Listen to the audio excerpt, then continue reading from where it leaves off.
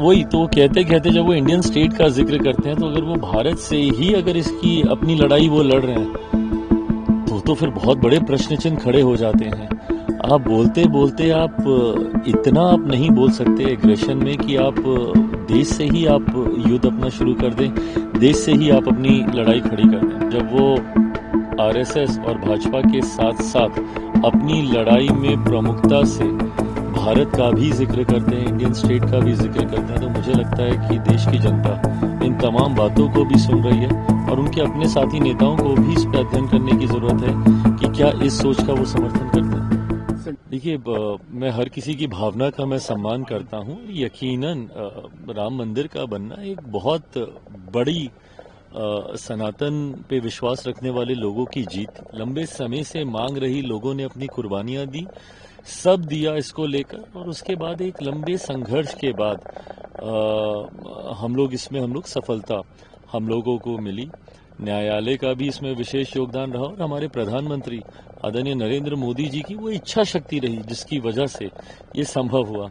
पर मुझे लगता है साथ में हम लोगों को कतई उस बलिदान को नहीं भूलना चाहिए और उसका भी सर्वोच्च सम्मान अपने मन में, अपने मस्तिष्क में हम लोगों को रखना चाहिए जिन लोगों ने देश की स्वतंत्रता के लिए अपनी कुर्बानी दी। तमाम उन स्वतंत्रता सेनानियों की भावना, उनकी कुर्बानियों को हम लोग को सम्मान देने की जरूरत है। ऐसे में मुझे लगता है इन दोनों विषय की तुलना की ही नहीं जा सकती है। राहुल गांधी ने एक सवाल किया है, कहा है कि अगर किसी और मुल्क में ऐसे बयान दिए जाते तो उनको पकड़ लिया जाता, कैद में डाल दिया। देखिए, राहुल जी तो कई बार क्या बातें कहते हैं, थोड़ा सा उसमें प्रश्न चिन्ह खड़ा होता है क्योंकि कहते कहते वो कुछ ऐसी बातें बोल जाते हैं जो समझ के परे है। वो तो भाजपा और आरएसएस से लड़ाई लड़ते लड़ते इंडियन स्टेट से भी वो लड़ाई लड़ने लग गए, तो ये समझ के परे है कि वो कहना क्या चाह रहे हैं। जैसे मैं कहता हूं कि हर किसी की भावना का मैं सम्मान करता हूं, बट उनकी भावना भी नहीं समझ में आती तो सम्मान या उसके ऊपर कोई प्रतिक्रिया देने का औचित्य ही नहीं है। राहुल गांधी ने एक बयान भी दिया है कि हम लोगों की लड़ाई जो है वो सिर्फ बीजेपी आरएसएस से नहीं है, क्योंकि उसने पूरे इंडियन इंस्टीट्यूशन को कब्जा कर लिया है, बल्कि एक इंडियन स्टेट से भी है। सो कैसे देखते हैं? हाँ, वही तो कहते कहते जब वो इंडियन स्टेट का जिक्र करते हैं तो अगर वो भारत से ही अगर इसकी अपनी लड़ाई वो लड़ रहे हैं तो फिर बहुत बड़े प्रश्न चिन्ह खड़े हो जाते हैं।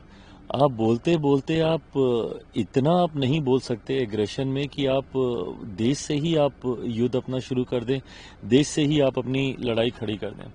आज बहरहाल उनके नए कार्यालय के उद्घाटन के वक्त उन्होंने इन सारी बातों को उन्होंने रखने का काम किया, बट हाँ, जब वो आरएसएस और भाजपा के साथ साथ अपनी लड़ाई में प्रमुखता से भारत का भी जिक्र करते हैं, इंडियन स्टेट का भी जिक्र करते हैं, तो मुझे लगता है कि देश की जनता इन तमाम बातों को भी सुन रही है और उनके अपने साथी नेताओं को भी इस पर अध्ययन करने की जरूरत है कि क्या इस सोच का वो समर्थन करते हैं। सेंट्रल गवर्नमेंट ने जो है वो ऑथराइज कर दिया है ईडी को लीकर स्कैम को लेकर के अरविंद केजरीवाल के ऊपर कार्रवाई करने के लिए, कैसे देखते हैं इसको? देखिए, घोटाला तो हुआ है और कोई ना कोई तो दोषी होगा, और जिस तरीके से ये तमाम बातें सामने आई हैं, मुझे लगता है कि इस पे एक जांच की जरूरत है और जांच में जो भी दोषी हो उसके ऊपर कार्रवाई हो, क्योंकि दिल्ली का एक के ऊपर खर्च होने वाली, कि दिल्ली के विकास के लिए खर्च होने वाली एक बड़ी राशि कुछ लोगों की जेबों में गई है। वो किन की जेबें हैं, उन लोगों को चिन्हित कर उन पर कार्रवाई जरूर होनी चाहिए। एक आखिरी सवाल चिराग जी, आज पशुपति कुमार पारस ने अपने घर पे दही चूड़ा का भोज रखा था जिसमें लालू प्रसाद यादव गए थे। जब लालू प्रसाद यादव से ये सवाल किया गया कि इंडिया गठबंधन में पशुपति पारस आएंगे, तो उन्होंने कहा कि हाँ आएंगे, उनको स्वीकार करेंगे। कैसे देखते हैं? अच्छी बात है भाई, ये स्वतंत्रता हर किसी के पास है, कोई कहीं भी जा सकता है। क्या लगता है इंडिया अलायंस में उनके आने से कुछ उलटफेर होगा? मेरी चिंताएं अपने गठबंधन को मजबूत करने को लेकर है, मेरी प्राथमिकताएं एनडीए गठबंधन की मजबूती को लेकर है। मेरा द्वारा उठाया गया हर एक कदम, हर एक सोच इसी दिशा में है कि एनडीए कैसे और मजबूत होता जाए। 100% का स्ट्राइक रेट हम लोगों ने उपचुनाव में दिया, जिसको आप सब लोग ही सेमीफाइनल कहते थे। तो अब जब सेमीफाइनल में हम लोग के 100% स्ट्राइक रेट के साथ हम लोग की जीत रही, जहां पे एनडीए का हर एक प्रत्याशी जीता है, इस जीत को कैसे बरकरार रखें और एक बड़े स्ट्राइक रेट के साथ अधिकांश सीटें जीतकर 225 से ज्यादा सीटें जीतकर कैसे बिहार में विधानसभा चुनाव के बाद एनडीए की सरकार बने, मेरा हर कदम, मेरी हर सोच उस दिशा में। नीतीश कुमार को लेकर के लालू परिवार ने कहीं न कहीं एक सवालिया निशान खड़ा किया है। मीसा भारती हो, चाहे आपको रोहिणी आचार्य हो, उन लोगों ने कहा है कि अगर चाचा हमारे साथ आते हैं तो हम लोग कबूल कर लेंगे, क्योंकि उनकी तबीयत अब ठीक नहीं रहती है, उनको लोगों ने घेर रखा है। कैसे देखते हैं इन सब चीज़ों देखिए, परिवार में एकता होना बहुत ज़रूरी है और मैं मानता हूं कि अगर परिवार में विरोधाभास हो तो कहीं ना कहीं भविष्य में कठिनाइयां आती हैं। मैं अनुभव से इस बात को कह रहा हूं। ऐसे में जब परिवार के अलग अलग सदस्यों की अलग अलग राय है और एक ही क्रम में अलग अलग सदस्य एक ही विषय पर अलग अलग राय दे रहे हैं, तो ये चिंता का विषय है।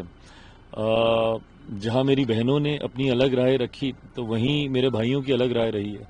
लालू जी के सुपुत्रों की अगर आप राय देखेंगे, तेजस्वी जी की आप राय देखेंगे, उन्होंने स्पष्ट तौर से उन्होंने दरवाजे बंद करने की उन्होंने बात की है और वहीं दूसरी तरफ उन्हीं की परिवार के कुछ सदस्य खिड़की दरवाजे सब खोल रहे हैं। तो ये विरोधाभास परिवार में, और जब वो भी सार्वजनिक मंच पर खुलकर आप लोग एक ही विषय पे दो अलग अलग मत रख रहे हैं, तो ये मुझे लगता है पहले उनको आपस में एक सामंजस्य बैठाने की जरूरत है।